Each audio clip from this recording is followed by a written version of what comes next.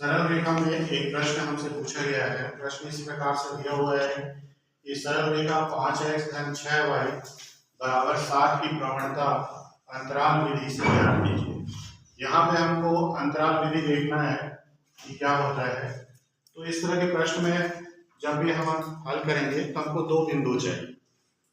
यहाँ पे हमको कोई बिंदु दिखाई नहीं दे रहा है और निकालना है प्रवणता। तो प्रवणता का जो सूत्र है उसको पहले हम ध्यान देते हैं, फिर हल करेंगे हम। प्रवणता क्या है? जब दो बिंदु हमें मालूम होता है तब प्रवणता का जो सूत्र होता है y2 minus y1 upon x2 minus x1। ये हमारा प्रवणता का सूत्र होता है। इसी सूत्र का उपयोग हमको यहाँ पे करना है। तो यहाँ पे जो हमको रेखा दी हुई है इसमें कोई बिंदु नहीं दिया है। बिंदु कैसे निकाल सकते हैं हम? क्योंकि हमको जब तक दो बिंदु नहीं मिलेगा तब तक हम इस सूत्र का उपयोग नहीं कर पाएंगे। तो हमको दोनों बिंदु ज्ञात करना है। तो सबसे आसान है कि एक बार x बराबर 0 रख दो तो y का मान मिल जाएगा, एक बिंदु हो जाएगा। दूसरे बार y बराबर 0 रखो तो x का मान मिल जाएगा। हम इसी अवधारणा का उपयोग करते हैं। तो मान लेते हैं कि माना कि x बराबर 0 है, तब तो सरल रेखा का समीकरण से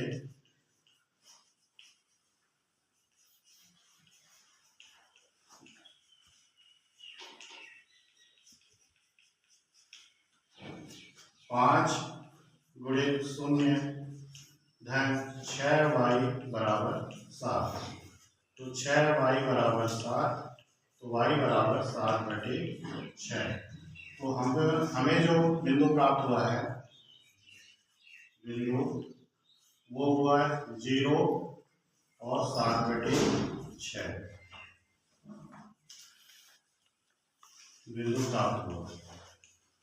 एक बिंदु हमारा निकल गया है। अब दूसरा बिंदु निकालना है। तो दूसरा बिंदु के लिए हम मान लेते हैं पुनः y बराबर 0। तब तो सरल रेखा में इसका मान रखिए। तो यहाँ पे दिया है 5x धन 6 0 बराबर 7। तो 5x बराबर 7। तो x बराबर हमको मिल गया 7/5। तो हमारा दूसरा बिंदु भी निकल गया है। अतः बिंदु 7/5 और y 0 प्राप्त हुआ है ना। तो ये हमको दो बिंदु मिल गए हैं। पहला बिंदु क्या है? 0 7/6 और दूसरा जो बिंदु मिला है 7/5 और 0। तो पहला बिंदु जो है उससे हमको x1 y1 का मान मिलेगा। दूसरा जो बिंदु है इससे x2 y2 का मान मिलेगा। तो हम प्रवणता में रखते हैं। अतः प्रवणता m बराबर y2 माइनस y1 बटे x2 माइनस x1।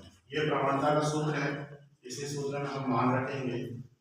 तो यहाँ पे देखिए y2 है, ये क्या है? 0। दूसरा बिंदु है हमारा, तो y2 0 है। y1 कितना है? तो यहाँ पे देखिए y1 पहला बिंदु का 7/6। तो 7/6 बटे x2 देखें तो x2 है हमारे यहाँ पे 7/5 और x1 देखें तो पहला बिंदु है x1 है 0। तो हमको मिल जा रहा है ऋण 7/6 बटे 7/5। इसको थोड़ा सा व्यवस्थित कर लेते हैं। तो ये हो जाएगा ऋण 7/6 गुणे 5/7। 7 से 7 कट गया, हमको जो मिला ऋण 5/6। ऋण 5/6 क्या निकला है? प्रवणता है। ठीक है। तो ये हम किस विधि से निकाले हैं? अंतराल विधि। तो प्रश्न जिस विधि से पूछता है उस विधि से हमको हल करना आना चाहिए। तो ये अंतराल विधि के द्वारा हम प्रवणता ज्ञात कर चुके हैं।